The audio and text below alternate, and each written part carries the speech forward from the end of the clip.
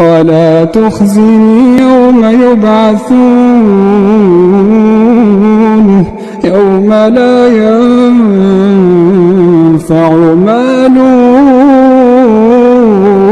ولا بنون إلا من أتى الله بقلب سليم وأزلفت الجنة للمتقين وبرزت الجحيم للغاوين ولا تخزني يوم يبعثون